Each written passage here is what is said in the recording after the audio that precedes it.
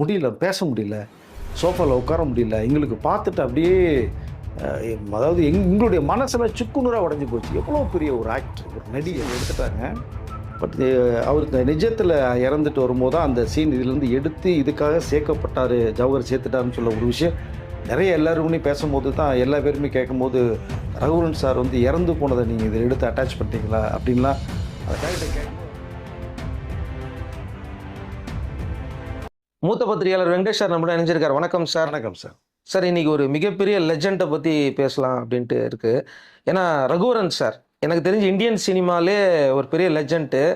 அதே மாதிரி வந்து சொல்லுவாங்க, பேட்மேன் படத்தில் ஜோக்கர்னு ஒரு கேரக்டர் ஒன்று இருக்குது. அந்த கேரக்டரை இப்போ வரைக்கும் மறக்க முடியாது. என்னை பொறுத்த வரைக்கும் ரகுவரனும் அந்த மாதிரி தான். அந்த மாதிரி ஒரு வில்லனை நம்ம பார்த்ததே கிடையாது. பட் அவர் ஏன் திடீர்னு வந்து அவருடைய இந்த இறப்பு அப்படிங்கிறது எல்லாருக்கும் அதிர்ச்சியாக இருந்தது. எதனால் இது நடந்துச்சு? அது இல்லாமல் அவருக்கும் தனுஷுக்கும் ஒரு பெரிய பாண்டிங் வேறு இருந்ததுன்னு சொன்னாங்க. அவர் கூடவே நீங்கள் இருந்திருக்கிறீங்க, கூடவே நிறைய படம் பண்ணியிருக்கிறீங்க. ஸோ அவருடைய எழுச்சி எங்கே வீழ்ச்சி நடந்தது? சார், ரகுவரன் சாரை பற்றி பேசுறது உண்மையிலே வந்து எனக்கு ரொம்ப பெருமைக்குரிய விஷயமா நினைக்கிறேன் சார். ஏன்னா நீங்கள் சொன்னது மாதிரி இந்திய திரையுலகத்தில் மிகப்பெரிய லெஜெண்ட். 5 லாங்குவேஜ்லேயும் பண்ணிட்டார். அவர் பண்ணாத கேரக்டரே கிடையாது. 300 படங்களுக்கு மேலே பண்ண ஒரு ஆர்டிஸ்ட். ரஜினி சாரே ரகுவரன் இருந்தாருன்னா அவ்வளோ ஹாப்பியாவார், எனக்கு ஏற்ற வில்லன் அவரும்பார்.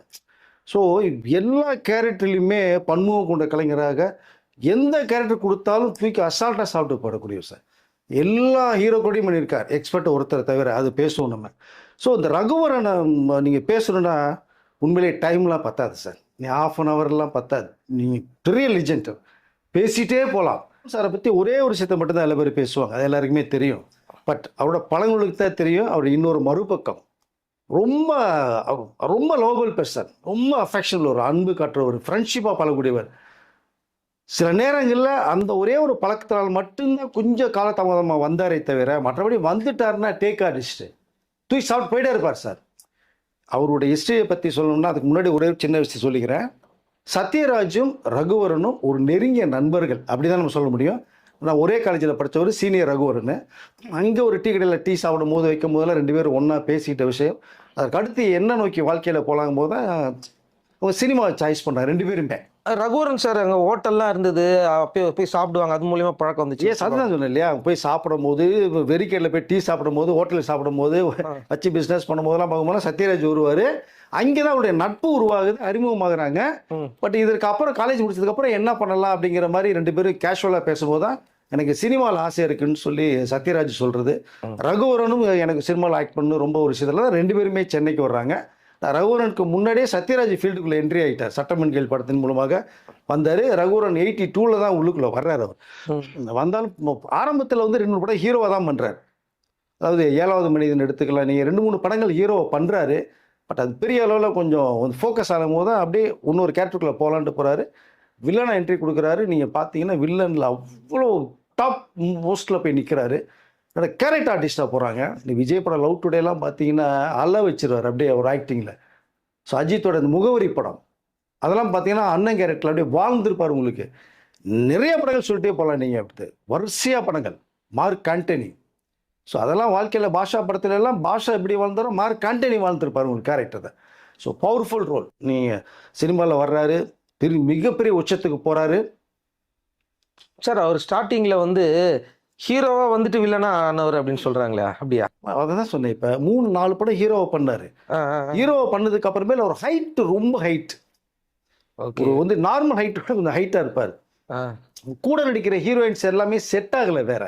ஓ சரி. அது ஒரு பெரிய மைனஸாக பார்க்கப்பட்டுச்சு. 2வது ஹீரோக்கு ஏற்ற அந்த ஒரு அவருக்கு என்னன்னா இந்த டான்ஸ் ஆடணும், டூயிட் பண்ணணும் எல்லாம் உடன்பாடு இல்லை ரகுவரனுக்கு. வித்தியாசமான ரோல், வித்தியாசமாக பண்ணும்போது இங்கே வந்து தலையெழுத்து ஒரு விசேஷ கலைத்துறைக்கு இருக்குன்னா அங்கே அதை லவ் பண்ணணும், அந்த லவரோட டூயிட் பண்ணணும், இப்படிங்கிற ஒரு விஷயத்துக்குள்ளே போகும்போது தான் நமக்கு செட் ஆகாதுன்னு முடிவு பண்ணார் அவர். அதற்கு பிறகு தான் டிஃப்ரெண்ட் ரோலை எடுத்து பண்ணலாங்கும் போது தான் அந்த வில்லனிக் ரோல்களை உள்ளே வர்றாரு. அதில் நின்னார், சைன் பண்ணார்.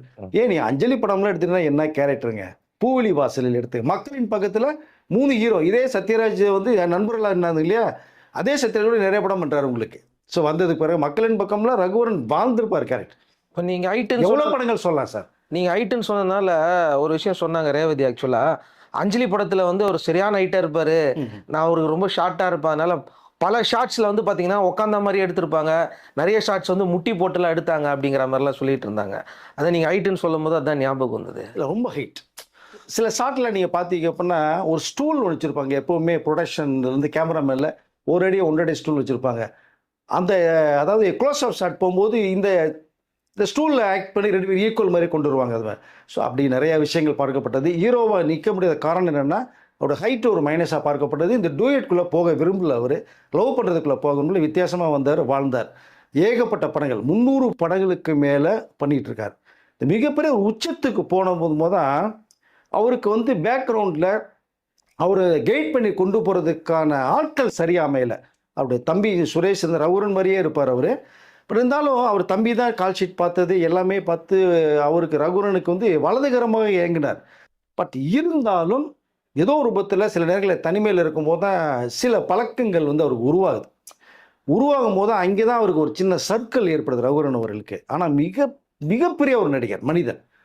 பட் நிறைய படங்கள் அவர் பண்ணிகிட்டு இருக்கும்போது தான் மேரேஜ் பண்ணி வச்சா நல்லாயிருக்கும் அப்படின்னு ஒரு விஷயத்துக்குள்ளே ட்ராவல் பண்ணுறாங்க. பண்ணும்போது தான் ரோகிணி அவர்கள் வந்து விருப்பப்பட்டு தான் கல்யாணம் பண்ணுறாங்க. ரோகிணி அவர்களுக்கு பிடிச்சு போய் தான் அதை லவ் பண்ணுறது ஒரு பக்கம் இருந்தால் கூட அரேஞ்சன் மேரேஜில் போகிறாங்க. அதற்கு முன்னாடி இருந்த ரகுவரன் வேற யாராரு, இந்த கீப்பு மாதிரி மேரேஜுக்கு முன்னாடி இந்த ரகுவரன் மேரேஜுக்கு பிறகு வந்து ரொம்ப நீட்டாக தெளிவாகிறாரு. ரோகிணி அவர்கள் வந்து ரகுவரனை ஒரு ஷேப் பண்ணி கொண்டுட்டாங்க. ஷேப் கொண்டு போது அதுக்கு பிறகு பார்த்தீங்கன்னா அந்த அந்த என்ன சொன்ன போதை பழக்கத்திலிருந்து டக்குன்னு வெளில வர்றாரு. வெளில வந்ததுக்கப்புறம் பியூராக வீட்டில் கொடுக்குற சமையல் தான் சாப்பிடும். ரோகிணி அவர்கள் வந்து கேரியர் அனுப்பிச்சி விட்ருவாங்க ஷூட்டிங் ஸ்பாட்டுக்கு. ஒரு 5 பேர் சாப்பிட்றதுக்கு அனுப்பிச்சி விட்ருவாங்க. அதை எல்லாத்துக்கும் கொடுப்பார். கீழே தரையில் உட்காந்துக்குவார். சேர் கூட கேட்க மாட்டார், குத்த வச்சு உட்காந்துக்குவார். ஒரு மூலையில் போய் உட்காந்துக்குவார். அவ்வளோ ஹம்பிளான ஒரு பார்ட்டி. ஸோ சாப்பிட்டாங்க. அந்த மேரேஜ் வரைக்கும் ரோகிணி இருந்த வரைக்குமே கொஞ்சம் நல்லா தெளிவாக நீட்டாக இருந்தாங்க. ஆனாலும் திரும்பி விதி விளையாடுறது மாதிரி திரும்பி அந்த போதை பழத்துக்குள்ளே போகிறாங்க.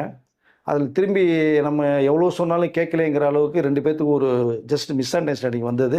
கொஞ்சம் விலையை போனால் திருந்துவார் அப்படின்னு பார்த்தாங்க. அதுவே பெரிய மைனஸாக போச்சு ரகுவரன் சாருக்கு. அவர்கள் வேணான்னு சொல்லிட்டு போனதுக்கு பிறகு ஒரு பையன் ரிஷி வரான்னு சொல்லி ஒரு பையன் இருக்கான். அவனுக்கு கிட்டத்தட்ட இப்போ ஹீரோ இமேஜ் அது வயசாகிருக்கு. இப்போ அவனுக்கு கிட்டத்தட்ட அவனுக்கும் எனக்கு தெரிஞ்ச வரைக்கும் ஒரு 17-18 வயசு மேலே இருக்கும். 20 வயசு கிட்ட இருக்கும். பட்டு இவங்க பிரிஞ்சு போனதில் தனிமையில் திரும்பி மாட்டும் போது வேறு வழி இல்லாமல் திரும்பி போதைக்குள்ளே போகிறார். ஆனால் இவரை தேடி படங்கள் நிறைய வருது. இவருடைய இடத்த இன்ன வரைக்குமே யாராலுமே ஃபில்லப் பண்ண முடியல. எத்தனை வில்லன்கள் வந்துட்டாங்க. இந்த சேர் காலியாகவே இருக்குது. அந்த முதல்வன் படத்தில் நீங்கள் அவர் கூட ஒர்க் பண்ணீங்களா, அதை பற்றி சொல்லுங்கள் சார். முதல்வனுக்கு முன்னாடி காதலன் படத்தை நான் சொல்கிறேன் உங்களுக்கு. காதலனில் வந்து சங்கர் சார்லாம் பண்ணும்போது இந்த கேரக்டருக்கு யார் பெஸ்ட்டாக இருக்குன்னு சாய்ஸ் பண்ணும்போது ஒரு 4-5 பேர் அடிப்படுது. ரகுவரன் பண்ணாதான் ஆப்டாக இருக்கும் அப்படின்னு சொல்லி அந்த காதலன் படத்தில் இந்த ரகுவரனை கூப்பிட்டு பண்ணுறாங்க. அந்த காதலன் படம் நீங்கள் பாருங்கள், என்ன பெர்ஃபார்மன்ஸ் பண்ணியிருப்பான்னு சொல்லி சூப்பர் டூப்பர் ஹிட் ஆச்சு. அதனுடைய கண்டினியூஷன் தான் அப்படியே இருக்கும். அந்த முதல்வனில் ஒரு அந்த கேரக்டர் தான் ஹீரோ. நீங்கள் அர்ஜுன் ஹீரோனை கூட முதலமைச்சர் கேரக்டர் பண்ணியிருப்பார் பார்த்தீங்களா, அங்கே தான் ரகுவரன் நின்றார் உங்களுக்கு. அதில் ஏவிஎம்ல ஒரு தடவை செட்டு போட்டு அந்த நம்ம அர்ஜுனும் ரகுவரனும் ஒரு இன்டர்வியூ சீன் இருக்கும். ஒரு நாள் முதலமைச்சரை நீ வாழ்ந்து பார். ஆமாம். அந்த நாற்காலிகள் இல்லை முதலமைச்சர் கிரீடம் உள் கிரீடம்னு பேசுகிற ஒரு டைலாக் அந்த எபிசோட் எடுக்கிறாங்க.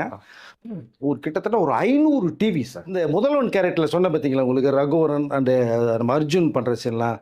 இந்த சீன் எடுக்கிறதுக்கு முன்னாடி அதில் ஒரு சின்ன ஒரு சம்பவம் நடந்தது. சங்கர் சார் ஃபுல்லாக எக்ஸ்பிளைன் பண்ணிட்டாரு, இதுதான் சார் கண்டென்ட் அப்படின்ட்டு.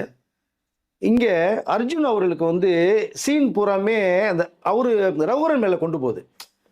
அப்போது அர்ஜுன் சார் வந்து சார் இந்த சீனில் ஹைலைட்டே வந்து இந்த ரகுவரன் சார் போய்கிட்டுருக்கு. இப்போ நம்ம வந்து எப்படி சார் ஹீரோயிஸை ஒரு இன்டர்வியூ கேட்குற மாதிரி சாதாரணமாக தானே போகுது அப்படிங்கும்போது தான். ஏன்னா ஜென்டில்மேனில் வந்து ஆக்சுவலாக சரத்குமார் பண்ண வேண்டிய படம் ஜென்டில்மேனு. அது சில பிரச்சனையினால் பண்ண முடியும் போது இந்த கிரேட் அர்ஜுனை தூக்கி வச்சு பண்ணார். இல்லை சங்கர் எது சொன்னாலுமே அர்ஜுன் வந்து சரின்னு சொல்லிட்டு போகக்கூடியவர். ரெண்டாவதாக பார்த்தீங்கன்னா அந்த முதல்வன் படமே பார்த்தீங்கன்னா சூப்பர் ஸ்டார் ரஜினி பண்ண வேண்டிய ஒரு படம் அது. அவர் தான் பண்ண வேண்டிய கதையெல்லாம் கேட்டுட்டு பிரமாதமாக இருக்குது எல்லாம் முடிவு பண்ணும்போது தான் முதலமைச்சர்ன்ற அந்த ஒரு மேட்ரு வரும்போது அவர் வேணான்னு சொல்லி விலகி போனது ரஜினி சார். இதை அந்த கிட்ட திரும்பி அர்ஜுன் வந்தார். இந்த கேட்டு வரும்போது தான் சங்கர் சார் ஃபுல்லாக எக்ஸ்பிளைன் பண்ணுறார். இது வந்து முதலமைச்சர் ரகுவரன் பண்ணால் கூட இதனுடைய சீனுடைய எண்டு பார்க்கும்போது நீங்கள் தான் இப்போ நீங்கள் சேலஞ்ச் பண்ணிட்டு போகிற சீன் இது அப்படிங்கும்போது தான் ரகுவரன் பேசுகிறாரு. இல்லை சார் அவர் ஹீரோ, நீங்கள் அவருக்குள்ளே ஒரு மேட்ரு பண்ணால் தான் நல்லாயிருக்கும், நீங்கள் வில்லனுக்கு போனீங்கன்னா அப்படிங்கும்போது அவருக்கு ஒரு எக்ஸ்பிளைன் கொடுக்குறாரு. சார் நீங்கள் பேசுகிற டைலாக்ல தான் அவர் சேலஞ்ச் எடுத்துகிட்டு வர்றாரு. இந்த சீனை ஹீரோஸ்குள்ளே மாற்றணும் அப்படின்னோம்னா உங்கள் கேரக்டர் அடிப்படும், அப்படின்னு சங்கர் ஃபுல்லாக எக்ஸ்பிளைன் பண்ணி அந்த சீனை உருவாக்குனது. நீங்கள் அந்த சீனோட எண்டு பார்த்தீங்கன்னா அர்ஜுன் அதுக்கு அப்புறம் தான் சேலஞ்ச் பண்ணிட்டு ஒரு நாள் முதலமைச்சராக வருவார். இது இந்த சீன் எடுக்கும்போதே நிறைய பிரச்சனைகள்லாம் உருவாச்சு. அது ரகுவரன் சார் நிறைய விட்டு கொடுத்து நிறைய பேர் பண்ணியிருக்காரு. பாஷாலையும் நீங்கள் அதே மாதிரி தான். மார்க்கண்டனியா வரும்போதெல்லாம் அந்த ரஜினியோட மோதிர சீன்லாம் பார்த்தீங்கன்னா இவருக்கு ஹைலைட்டாக போகும் உங்களுக்கு. அது ரஜினி சாரே சொன்னது, இந்த மார்க் ஆண்டனி கேரக்டர் இருக்கிறனால இந்த பாஷா நிற்க முடியும் அப்படின்னு அவர் சொல்லி அதில் பண்ணது. இதே மாதிரி தான் அந்த ஃபஸ்ட்டு படம் காம்பினேஷனில் காதலனில் பண்ணும்போது கூட நீங்கள் அந்த கேரக்டர் சாய்ஸ் வரும்போது சொன்னேன் இல்லையா, நிறைய வில்லன்கள் சாய்ஸில் போய் தான் ரகுவரனை சாய்ஸ் பண்ணாருன்னு. அந்த கேரக்டர் பண்ணும்போது கூட அதில் பார்த்தீங்கன்னா ரொம்ப ரொம்ப யங் பாயாக இருப்பார் ரகுவரன். அதில் கிட்டத்தட்ட ஹீரோ இமேஜ் உள்ளது மாதிரி இருக்கும் அவருக்கு. அதில் பண்ணும்போது இந்த பாம் பிளாஸ்ட் மாதிரிலாம் நிறைய சீன்ஸ் வரும். இதை அப்போ அந்த கவர்னர்னு நினைக்கிறேன் அது. ஆமாம். ஸோ கவர்னர் பொண்ணை பண்ணிவிட்டு இவர் சேஸ் பண்ணி போகும்போதெல்லாம் பார்த்தீங்கன்னா அந்த சேசிங் சீனில் இதிலெல்லாம் பார்த்தீங்கன்னா ரியலாகவே அவர் ட்ராவல் பண்ணது. அது டூப்பே வேணான்னு சொல்லிட்டு மாட்டுறது. இப்போ நம்ம காதலன் படத்துலேயும் முதல்வன் படத்துலேயும் சின்ன சின்ன விஷயங்களை சொன்னார் இல்லைங்களா. இதுக்கப்புறம் முக்கியமான ஒரு கேரக்டர் லைஃப்பில் எடுத்துட்டிங்கன்னா இவருடைய லைஃப் ஹிஸ்ட்ரியை வச்சு ஒரு படம் பண்ணணும்னு சொல்லிட்டு பார்த்தோம்னா ஒரு மனிதனின் கதைன்னு ஒரு கதை உருவாகுது. அப்போது இந்த ரியல் கேரக்டரை பண்ணுனா வேறு ஹீரோக்கள் தான் ஃபிக்ஸ் ஆனது மாதிரி ஒன்று இருந்தது. அப்போது எல்லாத்தையும் தூக்கி ஒதுக்கி வச்சாங்க. இதுக்கு ரகுவரன் பண்ணால் தான் 100% ஆப்டாக இருக்கும் அப்படின்னு சொல்லி இந்த ரகுவரனை கூப்பிட்டு இந்த கதையை சொல்லும்போது தான், சார் ஏன் கதையை நீங்கள் படம் எடுக்கிறீங்க, இது சரியாக வருமா, முதல்ல நீ பண்ணால் தான் கரெக்டாக வரும் அப்படின்னு சொல்லி ஒரு மனிதனின் கதைங்கிற அந்த மேட்டரை ஒன்று எடுத்து கையில் பண்ணாங்க. அது ரகுவரனாகவே வாழ்ந்துருப்பார் அவருடைய ரியல் மேட்டரை. இது விட்டு நீங்கள் பாஷா, நான் அடுத்து பாஷாக்குள்ளே போகிறேன். இந்த பாஷா மார்க் ஆண்டனி பண்ணும்போது மும்பை எபிசோடில் போகும்போது நடிகர் தேவன் அதில் இன்னொரு கேரக்டர் வில்லனாக பண்ணியிருப்பார். ரகுவரன், தேவன் அண்டு இந்த ரஜினி, ஸோ இவங்க 3 பேரை சுற்றி தான் பாஷாவுடைய இந்த டான் மேட்டில் அமையும். மும்பையில் எடுக்கும்போது ரஜினி சார் ஒரு ஒரு 6-7 மணிக்கு மேலே தேவனை இன்வைட் பண்ணுறாங்க, ரகுவரன் ஒரு பக்கம் இன்வைட் பண்ணுறாங்க. பண்ணும்போது தேவன் சார் ஷாப்பிங் போகணுன்னு போயிட்டார். இங்கே ரகுவரன் சாரை இன்வைட் பண்ணுறதுக்கு பண்ணும்போது ரஜினி சாரை போய் எப்படி நம்ம பார்க்குறது, ஏன்னா 7 மணிக்கு மேலே ரகுவரன் கொஞ்சம் வேறு மாதிரி இருப்பார். அதை ஸோ ஆனால் சார் ரஜினி சார் கூப்பிட்டதே ஒரு ஹாப்பியாக ஒரு பார்ட்டி வச்சு செலிப்ரேட் பண்ணுங்கிறதுனால தான் அந்த ஒரு மேட்டர்லேயே பண்ணினது அதை. ஆனால் அந்த தேவன் சாருக்கு அந்த பழக்கம் கிடையாது. அது சிகரெட் ட்ரிங்க்ஸ் பிடிக்க மாட்டார், எதுவுமே கிடையாது. அப்போ அதுலேருந்து தேவன் சார் கொஞ்சம் பேசிட்டு கலந்து போயிட்டாங்க. ஸோ இங்கே பார்க்கும்போது நிஜத்திலேயே ஒரு பார்ட்டி ரஜினி சார் வச்சு ரகுவரன் பார்த்து இந்த மார்க் ஆண்டனி கேரக்டர் எவ்வளோ பவர்ஃபுல்லாக இருக்குது அப்படிங்கிற ஒரு விஷயத்தை அவர் சொல்லி, சார் இதில் சீன் பூரா பார்த்தீங்கன்னா என்னுடைய மேலேயே சிலது நிறையா போகுது, உங்களுக்கு ஏதாவது அப்ஜெக்ஷன் இருக்கா அப்படின்னு சொல்லும் மாதிரி தான் இவர் ரகுவரன் கேட்டு சுரேஷ் கண்ணா கிட்ட இந்த கேரக்டர் ஏற்கனவே மாற்றக்கூடாதுன்னு சொல்லி சுரேஷ் கண்ணா சொல்லியிருக்கேன். இந்த மார்க் ஆண்டனி கேரக்டர் நின்னா தான் இந்த பாஷா நிற்க முடியும்னு சொல்லியிருக்கேன் ரகுவரன். நீங்கள் பேசுகிறதுல எக்ஸ்ட்ரா எப்பவுமே நீங்கள் ரகுவரன் சார்ட்ட நீங்கள் சீன் பேப்பரை கொடுத்து நீங்கள் பண்ணீங்க அப்படின்னா ஃபுல்லாக பார்த்துட்டாருன்னா எக்ஸ்ட்ரா டைலாக் அவர் போட்டு போயிடுவார். அது அது அது எந்த மாதிரி போகணும்னே டைரக்டருக்கே தெரியாது. இல்லை அவருக்கு ஒரு ஃப்ரேமும் வைக்க முடியாது நீங்கள். அதனால் இந்த கேரக்டரில் போகும்போது நீங்கள் என்னன்னாலும் பண்ணிக்கங்க அப்படின்னு சொல்லி ரஜினி சார் ஃபுல்லாகவே டோட்டலாக சொன்னது போனால் மும்பை எபிசோடெலாம் பார்த்தீங்கன்னா அந்த கேரக்டரில் விஜயகுமாரோடைய அந்த மோதிர சீனில் ஒன்று வருது. இப்போ ரஜினி சாரோடைய கிளாஷ் பண்ணும்போதெல்லாம் அந்த பாக்ஸில் பண்ணும்போது ஈவினிங் எஃபெக்டில் ஒரு பண்ண மேட்டர் அது. இப்போ டைலாக் ஓவராக போகுது. ரஜினி சார்கிட்ட கேட்கும்போது நீங்கள் சொன்ன டைலாக் வேறு மாதிரி இருந்தது, இப்போ வேறு மாதிரி நீங்கள் ஆஃபில் போகிறீங்களே என்ன காரணம் போது, இல்லை நீங்கள் தான் இந்த சீனில் ஹைலைட்டு, என் கூட மோதுறது இதுதான், நீங்கள் சீனை மாற்றுறீங்க, டைலாக்கை மாற்றுறீங்க கேட்டு நிற்க முடியாது, நீங்கள் ஒரிஜினலாக நீ எக்ஸ்ட்ரா போட்டு பண்ணால் தான் நல்லா இருக்குன்னு சொல்லி ரஜினி சார் திரும்பி ஒன்மோர் பண்ணார் அந்த சீனுக்காகவே. நீங்கள் இந்த இடத்துல பாஷாவும் ரகுவரன் மீட் பண்ணுற ஒரு சீன் வரும். நீங்கள் இங்கே பார்க்கணும் போது திரும்பினா இந்த பக்கம் பாஷார்கள், இந்த பக்கம் ரகுவரன்கள் நிற்பாங்க. அந்த சீன் ரகுவரனுக்காகவே இந்த சீனை உருவாக்கணும் ஒரு மேட்டர் இருக்குது. ஸோ இப்போ இந்த மாதிரி இந்த பாஷாவில் உருவானது. அப்புறம் இனிவிலைன்னு ஒரு படம், பிரபு நினைக்கிறேன், பிரபு இவங்க எல்லாம் பண்ணது, சிவலட்சுமி பண்ணது. காஞ்சிபுரத்தில் ஷூட்டிங் போகிறேன் சார். காஞ்சிபுரத்தில் ஷூட்டிங் போது வரராஜ பெருமாள் கோயிலில் தான் ஷூட் பண்ணுறாங்க. நம்ம ரகுவரன் சார்லாம் அப்போ ரொம்ப எந்த பழக்கமே இல்லாமல் இருக்கார், டோட்டலாக அவாய்ட் பண்ணி விட்டார். வீட்டிலேருந்து கேரியர் காஞ்சிபுரத்தில் இருந்து ரகுவரனுக்கு இந்த ஃபுட்டு தான் சாப்பிட்ணும், ஹோட்டல் ஃபுட்டு ஒத்துக்காது, அங்கே மெஸ்ஸில் ஃபுட்டு நீங்கள் கொடுக்கக்கூடாது, அவருடைய உடல்நிலை இப்போ தான் தேர்த்தி வந்துட்டேங்கன்னு சொல்லி ரகுவரன் ரோகிணி மேடம் மெட்ராஸ்லேருந்து ஒரு 3 கேரியரை கொடுத்து கால் அனுப்பிச்சிருவாங்க சமையல் பண்ணி. சென்னையிலேருந்து காரில் ரகுவரனுக்காகவே ஸ்பெஷலாக ஃபுட்டு வரும் உங்களுக்கு. அதை மனுஷன் அதை சாப்பிடுவாருன்னா அவர் சாப்பிட்றதே சும்மா இந்த பிறந்த குழந்தைய சாப்பிட்ற மாதிரி சாப்பிட்டு 5 கேரியரை உடச்சி எல்லாத்தையும் தருவார். அவர் பாட்டி போய் உட்காந்துக்குவார். டைரக்டர் சொல்கிறது என்னமோ அதை ஃபாலோ பண்ணார். இந்த மாதிரி நீங்கள் ரகுவரன் கார்ட்ட நிறைய சீனை சொல்லணும்னா நீங்கள் ஏகப்பட்ட படங்கள் நீங்கள் பார்த்துட்டே தான் போகலாம், நீங்கள் பேசிட்டே தான் போகலாம். நீங்கள் அது ஒரு லிமிட்டே இல்லைன்னு சொல்கிறேன் சார் நான். அப்புறம் இவர் வந்து பார்த்தீங்கன்னா அந்த ஐ நோ அப்படிங்கிற அந்த சீனை வந்து எடுக்கும்போது அது என்ன காரணம் அந்த ஐ நோ சீன் எடுக்கிறதுக்கு? கே. ரவிக்குமாருடைய ஃபஸ்ட்டு படம் சார் அது, புரியாத புதிர்னு ஒரு படம். இந்த கேரக்டர் யாரை ஃபிக்ஸ் பண்ணலாங்கும் போது கே. ரவிக்குமார் ரொம்ப ரொம்ப திங்க் பண்ணாரா. ஏன்னா சைக்கோ கேரக்டர் இல்லை ரகுவரன் சார், ரகுமான் வந்து ஹீரோ பண்ணியிருப்பார். இந்த ரகுவரனை விட்டா அந்த கேரக்டருக்கு ஆளே இல்லை அப்படின்னு கே. ரவிக்குமார் வந்து சூப்பர் குட் ஃபிலிம்ஸில் சொல்லி ஃபிக்ஸ் பண்ணுறாங்க. அப்போ தான் சொன்னேன் இல்லையா, சில இந்த பேட் ஹேபிட்ஸ்னால அவர் ஷூட்டிங் வரதெல்லாம் கொஞ்சம் லேட் ஆகும். இப்போ கே. ரவிக்குமாருடைய ஃபஸ்ட்டு படம் அது. அப்போ சொன்ன டயத்துக்குள்ள பட்ஜெட்டில் பண்ணி தர ஒரு இயக்குனர் நம்ம ப்ரூவ் பண்ணுங்கிறதுனால சொன்ன டயத்துக்குள்ள முடிக்கணும்னு அவர் ஷார்ட்லாம் போட்டு கிட்டத்தட்ட 7-8 பக்கத்துக்கு ஒரு டைலாக் எழுதி ரகுவரன் சாருக்காக பேப்பர் ரெடி பண்ணி வச்சுட்டு ரகுவரன் வந்தோன்னா ஷார்ட் எடுக்கணும்னு பிளான் பண்ணிக்கிறாரு. ரகுவரன் சார் வந்து ஒரு 12 மணிக்கிட்ட தான் வர்றாரு. 9 மணிக்கு கால்ஷீட்டை போட்டு 3 ஹவர்ஸ் லேட்டாக வந்தோன்னா கே. ரவிக்குமார் ரொம்ப எமோஷனலாக டென்ஷன் ஆகி டைலாக்கும் பேச வேணாம் ஒன்றும் வேணான்னு சொல்லிட்டு பேப்பரை போன கிழிச்சு போட்டு ரகுவரன் சார்கிட்ட ஷார்ட் சொல்கிறாரு, நீங்கள் இங்கே நில்லுங்க அது பண்ணுங்க அப்படின்னு. ஏங்க டைலாக் என்ன பண்ணணும் என்ன செய்யணும் அப்படிங்கும்போது ஐ நோ ரகுவரன் சார் பேச பேச இது ஆஃப் ஸ்க்ரீனில் கே. ரவிக்குமாரோட ஸ்டைல் தான் போகுது. ஐ நோ அவ்வளோதான். ரகுவரனுக்கு ஒன்றுமே புரியல. டக்குன்னு கே. ரவி என்ன பண்ணாருன்னா, இப்போ நான் பேசுனேன் இல்லையா சார் ஐ நோன்னு, நான் ஒரு 40 தடவை சொல்லியிருப்பேன்னா அது மேலே சொல்லிட்டீங்க சார். இந்த சீன் பூரா படத்தில் முக்கால் சீனில் நீங்கள் ஐ நோ தான் சொல்கிறீங்க. இப்போ எடுக்க போகிற சீன் நீங்கள் அதுதான் ஒரு 60 தடவைக்கு மேலே நீங்கள் சொல்லுங்கள் நீங்கள் அப்படின்னு சொல்லி டைலாக் இல்லாமல் எப்படிங்கும் போது இந்த சீன் நிற்கும். நீங்கள் பண்ணுங்க. நீங்கள் அந்த சீன் புரியாத போயிரு படத்தில் பாருங்கள். இந்த ஐநோன்னு சொல்கிறப்பெல்லாம் கிளாப்ஸ் வாங்க தியேட்டர். அது நீங்கள் படம் பாருங்க, நீங்கள் புரியாத பொருள் இந்த சீன் வரும்போதெல்லாம் ரகுவனுடைய இந்த ஐநோன்னு சொல்கிற அந்த ஸ்டைல் மேனரிஸ் இருக்குது பார்த்தீங்களா, அது வந்து கே. ரவிக்குமார் மிரண்டு போனாரான். ஒரே வார்த்தை, சாரி சார் நீங்கள் லேட்டாக வந்ததுக்காக கோவப்பட்டு நான் பேப்பரை கிழிச்சு தூக்கி போட்டேன். ஆனால் சும்மா ஐநோன்னு நான் பேசுகிறத வந்து உங்கள்கிட்ட மாடரேஷன் சொன்னால் நீங்கள் என்ன சார் சீனில் தூக்கி சாப்பிட்டு போயிட்டீங்க. உண்மையிலே டைலாக் கொடுத்துருந்தா கூட இந்த சீன் இந்த அளவுக்கு வந்திருக்குமான்னு எனக்கு தெரியல. எனக்கு இல்லை பவர்ஃபுல்லாக இருக்குது சார் சொல்லும்போது அந்த படம் நீங்கள் பார்த்தீங்கன்னா ஒரு சைக்கோ கேரக்டரில் இந்த ஐநோன்னு சொல்லிட்டு அதெல்லாம் மனுஷன் வாழ்ந்துருப்பாருங்க ரகுவரன்.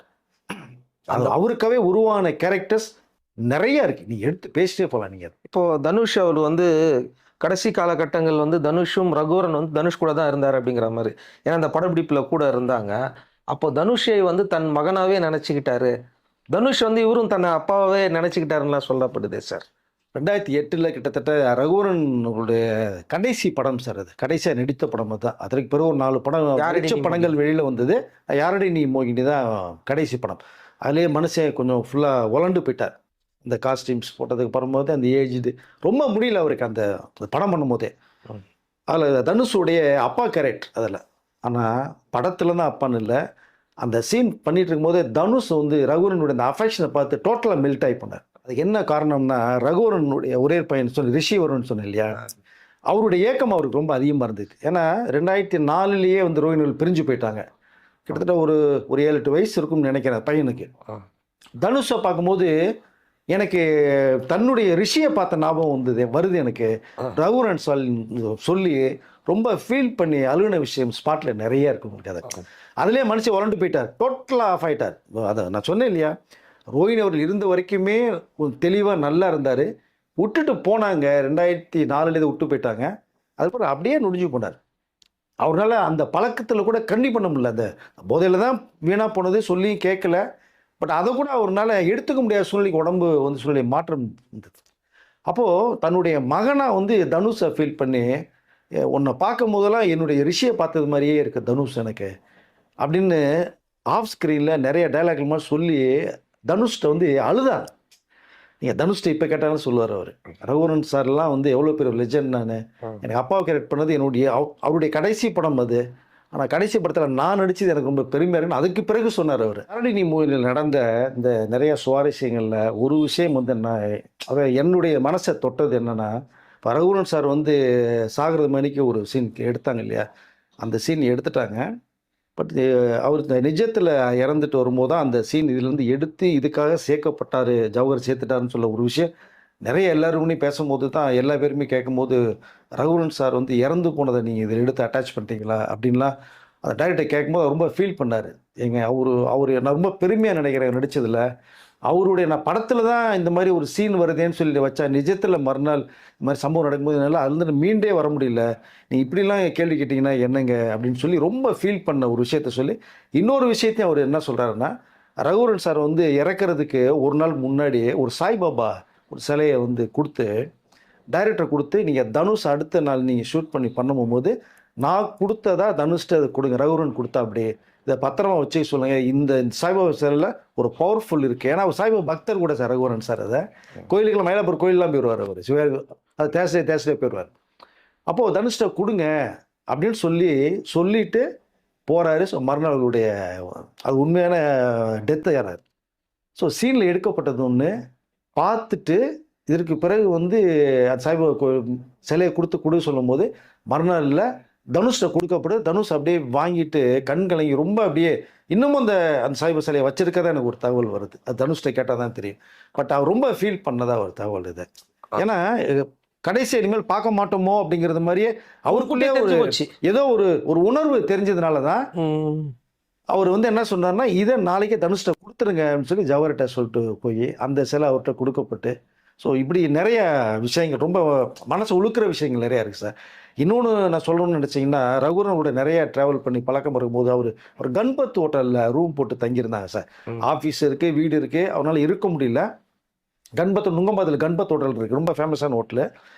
அங்கே இருக்கும்போது நான் ஒரு விஷயத்துக்காக பத்திரிக்கை ஒரு ரிப்போர்ட்டிங் இதுக்காக போகலான்ட்டு போகும்போது சுரேஷ் அவர்கிட்ட கேட்கும்போது, அண்ணன்ட்ட சொல்லியிருக்கேன், நீங்கள் ஃபோனில் கேளுங்க அண்ணன்ட்ட, அவர் வர சொன்னால் எங்கே இருப்பான்னு தெரியாது, நீங்கள் சொல்லுங்கன்னு சொல்லிட்டாரு. சரின்னு சொல்லி ரகுவரன் சாருக்கு அந்த ஃபோன் அடிக்கினா ஃபோனை எடுக்கலை. அப்போ உடனே வந்து இவர்கிட்ட அப்போல்லாம் வந்து ஃபோன்ன்றது வந்து பெரிய அளவில் யார்ட்டையும் மொபைல் கிடையாது, சில குறிப்பிட்ட பெரிய விஐபி கிட்ட தான் இருக்கும். சார் ஃபோன் வந்து எடுக்கலை சார், ரிங் போது எடுக்கலை அப்படின்னு சுரேஷ்ட சொல்லும் போது, சரி கன்பத்தில் தான் இருக்காங்க, நான் ஒரு முக்கியமான வேலையில் இருக்கேன், நீங்கள் போய் பாருங்கள், நான் பின்னாடி வந்துடுறேன். ஏன்னா ரகுவரன் சாருக்கு எல்லாமே அவர் தம்பி சுரேஷ் தான் பார்ப்பார். நான் ரகுவரன் சார் போனோம்னா ரூம் திறந்தே இருக்கு. ஏன்னா உள்ளே போனோம்னா ஒரு மாதிரி ரொம்ப ஒரு டயர்டாக இருந்து சார்னு எழுப்புறோம், ஒன்றும் முடியல அவர்னால. அப்புறம் தான் தெரியுது அவர் கொஞ்சம் போதை ரொம்ப எடுத்திருக்கார், முடியல, பேச முடியல, சோஃபாவில் உட்கார முடியல. எங்களுக்கு பார்த்துட்டு அப்படியே அதாவது எங்களுடைய மனசில் சுக்குநூறாக உடஞ்சி போச்சு. எவ்வளோ பெரிய ஒரு ஆக்டர், ஒரு நடிகர், ஒரு அன்புக்கு மறுபடியும் ரகுவரனை சொல்லலாம், அவ்வளோ பாசம். இப்படி வந்து ரூமில் தனியாக இப்படி இத்தனையும் நாங்கள் போனது என்னென்னா 11 o'clock மார்னிங். அந்த டைமில் ஒரு தெளிவு இல்லாமல் ரொம்ப மோசமாக அப்படி இருந்தும் பேசுகிறார். வாங்க நான் வர சொன்னேன், உங்களை மறந்துருச்சு, எப்போ அப்படின்லாம் பேசி உட்கார வைக்கிறாரு. அவரால் பேச முடியல. அதாவது எதுக்குள்ளே போனார்னு தெரியாது. ஆனால் நிறைய நடிகர்கள் வந்து இந்த மாதிரி ஒரு ஹேபிட்ஸில் தான் நிறைய பேரை நம்ம இழந்துட்டோம். நிறைய நடிகர், காமெடி நடிகர், ஹீரோக்கள், கவிஞர்கள், எத்தனையோ பேரை நம்ம வந்து இழந்துட்டோம். பட் ரகுவரன் சாரை நான் வந்து பார்த்து பேசுனதில் என்னுடைய மனசு ரொம்ப உழுக்குன விஷயம் அது ஒரு இது. அப்படி அவனால் உட்கார முடியல, நிற்க முடியலைங்கும் போது கடைசியாக பார்த்து ஒரு தம்பி வந்ததுக்கு பிறகு சுரேஷ் சார்கிட்ட சொல்லிவிட்டு, சார் வர்றேன் சார், பேச முடியல ரகுவரன் சார்கிட்ட, திரும்பி ஒரு தடவை வர்றேன் சார்னு சொல்லிட்டு நாங்கள் பேசிட்டு போனோம். நீங்கள் சுரேஷ் சாரை பார்க்கணும்னா அவர் ஃபோன் நம்பர் இருக்குது, அவர் ஆஃபீஸ் இருக்குது, நீங்கள் தெரிஞ்சுக்கங்க, போய் பாருங்க. நீங்கள் ரகுவரன் சாரை பார்க்குறது மாதிரியே இருக்கும். அவர் சில படங்களை நடிச்சிட்டு இருக்காருங்கிற மாதிரிலாம் எஸ் இப்போ கொஞ்சம் பண்ணுறாங்க. ஏன்னா அப்படியே இருக்கும், டிட்டோ வாய்ஸ் மாடுலேஷன் கூட அப்படியே பேசுவார் உங்களுக்கு. அப்படி டிட்டோ ரகுவரன் மேனேஜம் நடக்கிறது சேம் ஹைட் வேறு உங்களுக்கு. அப்படியே இந்த ரகுவரன் சார் ஹைட்லேயே இருப்பார். அதை நல்ல மனிதர். ஸோ ரகுவரன் சார் வந்து நம்மளை விட்டு போனது தமிழ் திரையுலகத்துக்கு மட்டும் இல்லை, இந்திய திரையுலகத்துக்கே மிகப்பெரிய ஒரு இழப்பு. இன்றைக்கும் அவர் இடத்தை நிரப்புறதுக்கு எந்த வில்ல நடிகருமே கிடையாது. கடைசியாக வந்து ரகுவரன் ட்ரிபியூட்டில் கூட வந்து ரோகிணி மேடம் பேசியிருந்தாங்க, அவரை மாதிரி நடிக்கிறதெல்லாம் முடியாது, பட் நான் ஒரு எக்ஸாக இருந்தால் கூட அவரை மாதிரி இது வரைக்கும் அந்த மாடுலேஷன் எப்படி கொண்டு வர்றாரு, அந்த நடிப்பு எப்படி கொண்டு வராருங்கிறது வந்து எங்களுக்கே ரொம்ப ஆச்சரியமாக இருக்கும், அதிர்ச்சியாக இருக்கும். பட் ஆனால் அவரோட இடம் தாங்கிற மாதிரி அவங்க புகழ் தான் பேசினாங்க. இல்லை நல்ல அதாவது அவங்களும் ரொம்ப அன்பானவங்க, எனக்கு தெரியுங்க. ரோகிணி மேடத்துக்கு நான் பேசியிருக்கேங்க. பட் என்ன ஆகணும்னா, என்ன பிரச்சனை இருந்தாலும் கொஞ்சம் அவங்க வந்து கூட இருந்திருந்தாங்கன்னா ரகுவரனை வந்து நம்ம இழந்திருக்க மாட்டோம். அவங்க இருந்த அந்த 8-9 வருடம் முன்னே இருந்த பிறகுலாம் ரகுவரன் அவ்வளோ தெளிவாக இருந்தார், நல்லா இருந்தாங்க. பட் சரி, ஒருத்தர் தெரிஞ்சு தான் நம்ம பண்ணியிருக்கோம், அவங்க திருத்துறதுக்கு முயற்சி பண்ணி கொஞ்சம் கூட இருந்து சப்போர்ட்டாக இருந்திருந்தாங்கன்னா நல்லா இருந்திருக்கும். ஆனால் உள்ளுக்குள்ளே என்ன இருக்குங்கிறது அவங்களுக்கு தானே தெரியும், என்ன வழிங்கிறது அவங்களுக்கு தானே தெரியும். அவங்க பர்சனல். ஆமாம், ஆனால் நமக்கு அது தெரியாது. அவங்களும் முயற்சி பண்ணியிருப்பாங்க, முடியாத. கண்டிப்பாக. ஆனால் எவ்வளோ ட்ரை பண்ணாங்க. மீண்டும் அவர் இதுக்குள்ளே போனதுனால திரும்பி கண்ட்ரோல் பண்ணி கொண்டு வர முடியாதுன்றதை முடிவு பண்ணியிருக்கலாம். பட் அவருடைய வழி அவர்களுக்கு தான் கண்டிப்பாக தெரியும். ஆனால் அந்த இருந்த 8-9 வருடம் ரோகிணி அவர்கள் இருந்த வரைக்குமே ரகுவரன் அவ்வளோ நல்லா பார்த்துக்கிட்டாங்க. நல்ல நல்லா பீக்ல இருந்தார். அருமையாக இருந்தாங்க. ரொம்ப பீக்கில் பெரிய இருந்தாங்க. பெரிய படங்கள்லாம் பண்ணார். Yes, நிறைய படங்கள் பண்ணார். அப்போ பார்க்கும்போதே பார்த்தீங்கன்னா பயபக்தியோடு இருப்பார் ரகுவரன் அவர்கள். ஸோ அது என்ன சொல்கிறது திரும்பி. பட்டு அவருடைய இழப்பு அதனால தான் அவங்க எக்ஸ்ன்னு சொன்னால் கூட ரகுவரனுடைய அந்த உயர்ந்த உள்ளத்தை தானே பார்த்தாங்க. அதுதான் அது பேசுகிறத நம்ம அதுதான் பார்க்க முடியுது. சரி எதுவாக இருந்தாலுமே காலம் பிறப்புன்னு தான் இறப்புன்னு ஒன்று இருக்கும். ஸோ ரகுவரன் நம்மளை விட்டு சின்ன வயசுலேயே போயிட்டார். மிஞ்சி போனால் அவருக்கு என்னென்னா ஒரு 50 வயசு தான் இருக்கும் நம்மளை விட்டு போனது. அது மிகப்பெரிய இழப்புன்னு தான் சொல்ல முடியும் சார் நமக்கு. அது ரகுவரன் சார் இல்லாதது. அவரை பற்றி பல தகவல்களை நம்ம தெரிஞ்சுக்கிட்டோம் சார். அடுத்த வீடியோவில் மீண்டும் சந்திக்கலாம். நன்றி சார். நன்றி சார்.